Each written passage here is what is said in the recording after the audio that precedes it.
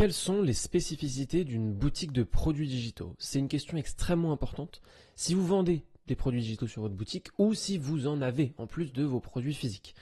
La vidéo que vous allez voir, elle est issue d'une formation qui est beaucoup plus longue, qui est ma longue formation sur les produits digitaux de 1h30 disponible gratuitement sur YouTube. Moi, je m'appelle Louis, je suis formateur sur Shopify. Si vous voulez aller plus loin que ces formations gratuites avec moi, eh bien, il y a un accompagnement qui se situe dans la description. On peut voir tous les aspects de votre boutique et tous les aspects de l'écosystème Shopify, le marketing, le branding, le web design, etc. On a aussi ouvert un canal Telegram dans lequel on se rejoint tous pour discuter de tous les sujets intéressants. Il est aussi dans la description. Si vous avez apprécié cette vidéo ou si vous voulez en savoir plus ou être tenu informé des futures formations gratuites, n'hésitez pas à vous abonner. Bonne vidéo. Vendre des produits digitaux, c'est parfois simple, parfois compliqué. Il y a quand même pas mal de choses qui sont des avantages ou des choses à prendre en compte dont on va parler maintenant et je vais vous expliquer un peu tout ça. Premièrement, la première chose à savoir, c'est que c'est moins de coûts et c'est plus rentable, évidemment. Pourquoi? Parce que premièrement, ça coûte pas grand-chose à créer en général. Alors, peut-être que vous faites créer vos produits digitaux par quelqu'un d'autre. Peut-être que vous n'êtes pas, si je prends l'exemple des programmes sportifs, vous n'êtes pas coach sportif vous-même, vous êtes simplement vendeur de programmes sportifs et du coup, vous allez payer un coach sportif pour qu'il crée les programmes. Dans ce cas-là, ça a quand même un petit coût. Mais de manière générale, vous vous rendez bien compte que ça a un coût beaucoup plus faible que si vous avez du stock, que si vous avez des produits, etc., etc. La marge est très importante. L'autre point très intéressant, c'est que un produit digital, on le fabrique une seule fois et on le vend autant de fois que l'on veut ou en tout cas autant de fois que l'on peut. C'est vraiment le gros intérêt principal. Je suis sûr que chacun de vous l'avait déjà en tête, mais c'est quand même important. C'est le gros intérêt principal d'un produit digital. Vous le créez une fois. Vous le vendez autant de fois que vous le voulez. C'est un peu comme cette vidéo que je suis en train de tourner. Moi, je la regarde une seule fois. Enfin plutôt, pardon, je la tourne une seule fois. Vous pouvez la regarder autant de fois que vous voulez. Dites-vous que pour un produit digital qui serait payant, c'est la même chose. Quand même vachement intéressant. Deuxièmement, le deuxième point, c'est qu'il y a un gain de temps qui est colossal. L'envoi, il est complètement automatisé, comme on le voit avec l'application basique, et on va le voir aussi avec l'application un peu plus avancée juste après. Vous n'avez aucune expédition à gérer. C'est-à-dire qu'en fait, il y a beaucoup de choses qui sont automatisées. Une fois que vous avez créé le produit, vous n'avez plus rien à faire. Vous n'avez pas besoin de gérer le fournisseur, vous n'avez pas besoin de négocier vos prix, etc., etc. C'est quand même vachement intéressant de vendre des produits digitaux. Vous pouvez tout faire vous-même. Et en plus, une fois que c'est fait, eh bien, vous n'avez plus grand-chose à gérer. C'est quand même assez intéressant et moi, c'est vraiment quelque chose qui me séduit dans les produits digitaux. Le fait que puisse en automatiser une grosse partie et qu'une fois que c'est fait, eh bien, ça tourne et ça roule quasiment tout seul. Ensuite, il y a évidemment, troisième point qui est vraiment très intéressant sur les produits digitaux, c'est la flexibilité. Qu'est-ce que j'entends par flexibilité? C'est tout simplement le fait que vous pouvez faire des lead magnets, des abonnements mensuels, des programmes, des cours, etc., etc. Un lead magnet, qu'est-ce que c'est? Tout simplement, c'est un produit gratuit, un produit digital évidemment, un produit gratuit en échange d'une adresse mail. Je vous donne un exemple tout bête. Je crée une boutique de programmes sportifs. Et sur cette boutique, je vends donc des programmes sportifs payants. Mais je vends un programme de remise en forme en 30 jours. Pardon, je propose un programme de remise en forme en 30 jours gratuit que les visiteurs peuvent recevoir s'ils inscrivent leur adresse mail. C'est ce qu'on appelle donc un lead magnet. C'est un aimant à lead. Les leads, c'est tout simplement les prospects. Un lead, ça représente vraiment nom, prénom, adresse mail d'un prospect, de quelqu'un qui est intéressé par vos produits. Donc, un aimant à adresse mail, un aimant à prospect. C'est vraiment ce que vous pouvez créer. Ça vous permet donc déjà de créer des produits gratuits. Ensuite, vous pouvez créer des abonnements mensuels. Eh bien oui, si je file mon idée et ma métaphore du programme sportif, vous pouvez faire des programmes sportifs qui évoluent, qui changent toutes les semaines, qui progressent de semaine en semaine ou de mois en mois. Et dans ce cas-là, il peut y avoir un abonnement mensuel. Ça s'entend tout à fait. C'est quand même assez intéressant aussi. Vous pouvez faire toutes sortes de programmes, un programme sur 10 semaines, un programme sur 15 semaines. Il y a beaucoup, évidemment, de mes confrères qui font du dropshipping. Moi, j'en fais pas sur cette chaîne, en tout cas très peu, mais beaucoup de ceux qui font du dropshipping vendent des programmes sur plusieurs semaines, sur 90 jours par exemple, sur 3 mois, etc. On peut aussi vendre des cours en ligne, ça c'est vraiment en immense croissance et c'est mon point d'après. Donc c'est Vraiment, les cours en ligne, c'est hyper intéressant pour votre audience, etc., etc. Vous pouvez vendre des produits classiques aussi, simplement une vidéo, simplement une interview, simplement un échange, etc., etc. Il y a énormément de possibilités dans les produits digitaux. Et c'est ça qui est vraiment génial. C'est qu'en fait, je ne suis pas en train de vous dire que vous pouvez vendre soit un lead magnet, soit un abonnement, soit des programmes, soit des cours, etc. Je suis en train de vous dire que vous pouvez tout vendre. Si vous voulez vraiment vous démarquer, si vous voulez avoir une boutique qui est super intéressante et vous voulez créer une vraie image de marque, eh bien vous pouvez tout vendre. Vous pouvez faire tous les styles de produits digitaux sur votre propre boutique. Et ça donnera une image professionnelle, ça donnera une image vraiment solide de ce que vous essayez de proposer. Ensuite, il y a évidemment le point sur le fait que l'apprentissage en ligne, ce qu'on appelle le e-learning, est en immense croissance.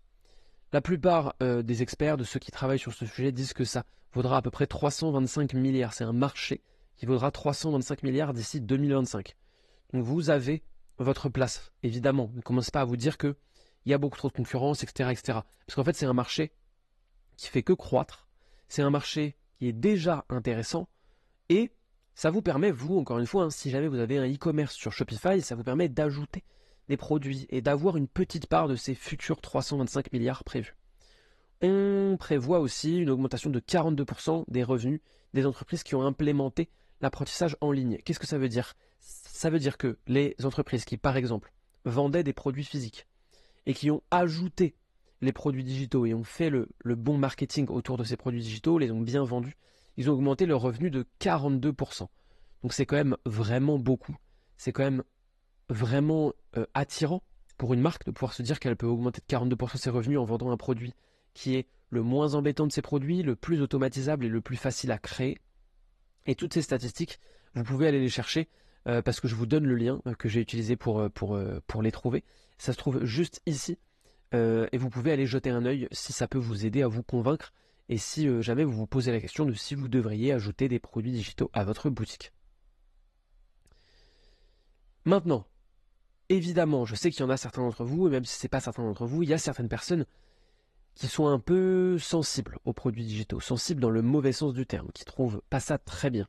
Ils disent qu'on peut tout trouver gratuitement, que vendre des programmes sportifs, vendre des programmes boursiers, vendre des programmes pour gagner de l'argent en ligne, vendre des programmes pour apprendre à utiliser Shopify par exemple, bref, que tout ce qui est produits digitaux, en fait, on peut le trouver gratuitement, le contenu à l'intérieur. Donc vous allez devoir vous démarquer et vous allez devoir assumer que votre produit est un condensé, que votre produit vous permet de proposer aux gens, aux visiteurs, d'éviter toutes les erreurs que vous avez faites. Si par exemple on reparle des programmes sportifs, c'est évidemment super intéressant de pouvoir dire que certes, tout ce que vous avez mis, peut-être que oui, en fouillant pendant des années et des années sur Internet, eh bien c'est trouvable. Mais vous, eh bien vous avez fouillé pendant des années.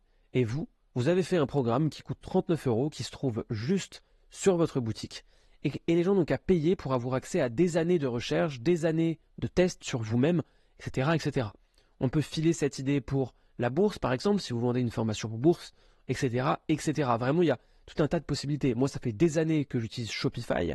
Donc, si jamais je vous vends un programme, une formation pour que vous puissiez utiliser Shopify, c'est pour vous éviter d'avoir à travailler pendant des années et des années.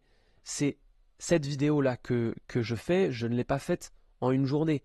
Elle est faite parce que ça fait des années que je pratique Shopify. Eh bien, c'est un peu l'idée d'une formation en ligne, ou en tout cas d'un produit digital, que ce soit une formation, un programme, des cours, etc., etc. Il y a vraiment beaucoup de choses. Donc, parlez de vos années d'expérience et des erreurs que vous allez éviter à vos clients. Enfin, avant-dernier point, un point qui moi me semble très important, c'est au niveau du piratage et du vol.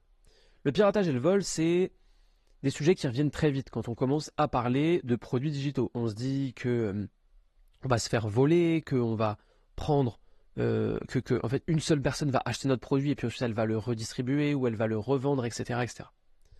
Premièrement, protégez-vous partout sur votre boutique. Hein, ça c'est la base. Mettez partout que c'est ni revendable, ni transférable, etc., etc. Vous pouvez ajouter que s'il y a plusieurs sessions qui se connectent sur le même compte en ligne, eh bien, le téléchargement des produits sera restreint. Même si ce n'est pas forcément vrai, ça fait toujours peur. Et donc, ça leur évitera de le faire. Et deuxièmement, quelque chose d'un peu plus théorique, mais d'un peu plus intéressant à mon sens, que vous devez comprendre sur le piratage et le vol. Si jamais vous êtes honnête, si jamais vous êtes quelqu'un qui donnait beaucoup de gratuit, si jamais vous proposez beaucoup de choses, vous avez par exemple un blog extrêmement fourni, si jamais vous êtes quelqu'un qui crée des produits digitaux qui sont bons, ou si les gens sont contents de vos précédents produits, qu'ils soient physiques ou digitaux, qu'ils ont achetés, eh bien en fait, ils ne seront que très peu partagés, ces produits. Parce que les gens auront confiance en vous, les gens vous aimeront bien, vous aurez fait du bon travail, vous aurez donné beaucoup de vous-même et de vos connaissances gratuitement. Et de ce fait, eh bien les gens n'auront pas forcément envie de partager. Je vous donne un exemple tout bête. Rappelez-vous, il y a quelques années, quand vous étiez sur les bancs de l'école et que vous aviez super bien révisé, vous étiez super fier de vous. Les connaissances, elles étaient dans votre tête. Vous aviez fait l'effort. Ici, l'effort, on peut se dire que c'est acheter un programme pour faire le parallèle. Donc il y a quelques années, vous aviez fait l'effort d'apprendre. Pourtant, quand un de vos camarades vous demandait s'il pouvait tricher avec votre feuille, eh bien vous refusiez poliment. Pourquoi? Parce que vous aviez donné un effort et vous aviez l'impression, eh bien, de mériter parce que vous avez travaillé quoi, vous avez donné un petit peu de vous pour avoir ces connaissances. Votre voisin non. Eh bien là, c'est un peu la même chose. Vos clients, ils auront acheté chez vous, ils seront satisfaits d'avoir acheté chez vous, ils n'auront pas envie de donner gratuitement. Vous voyez un peu l'idée, il faut vraiment vous dire que ce sera quelque chose de similaire. Maintenant qu'on a vu le piratage et le vol, on va évidemment partir sur le dernier point qui est la garantie. Alors, en termes de remboursement et de garantie, qu'est-ce que vous pouvez faire? Qu'est-ce qui est une bonne pratique? Qu'est-ce qui est obligatoire? Eh bien, premièrement, en termes de garantie, il n'y a rien d'obligatoire. Enfin si, il y a une chose obligatoire, pardon, c'est le remboursement sous 14 jours. Vous ne pouvez rien y faire. Vous êtes obligé, c'est la loi.